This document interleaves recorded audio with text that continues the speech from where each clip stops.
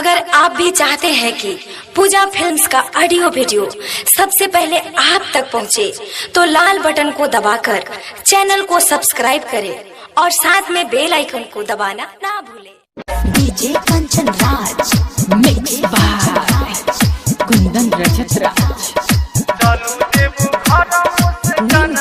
चौसीमा वैशाली।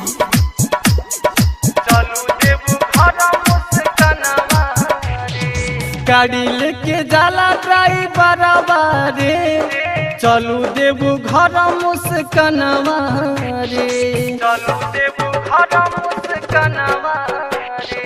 गाड़ी लेके जाला ड्राइवर रे, चलू देबू घर मुस्कनवा रे। लेके कमरवा ढार लीहे जलवा, किन लीहे चूड़ी कंगनवा रे।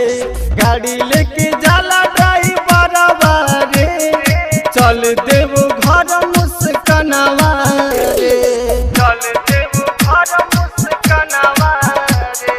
म्यूजिक डायरेक्टर कंचन राज चल देबू घर मुस्कनवा चौसीमा वैशाली।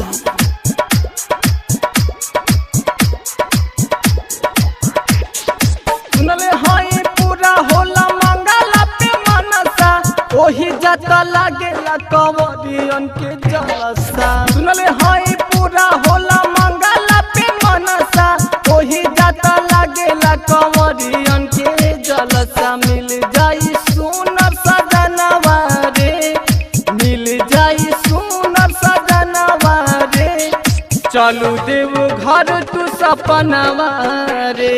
गाड़ी लेके जाला ड्राइवर रे, चलू देबू घर मुस्कनवा रे। डीजे कंचन राज डीजे कंचन राज डीजे कंचन राज चलू देबू घर तू सपनवा चौसीमा वैशाली। अमर बहादुर राज गाड़ी बुक कइले, देव घर जाएला रजत बतहिले।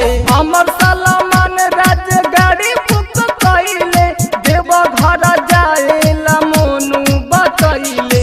बरसेला रिम झिम सवनवा रे, बरसेला रिम झिम सवनवा रे, चलू देव घर संजनवा रे।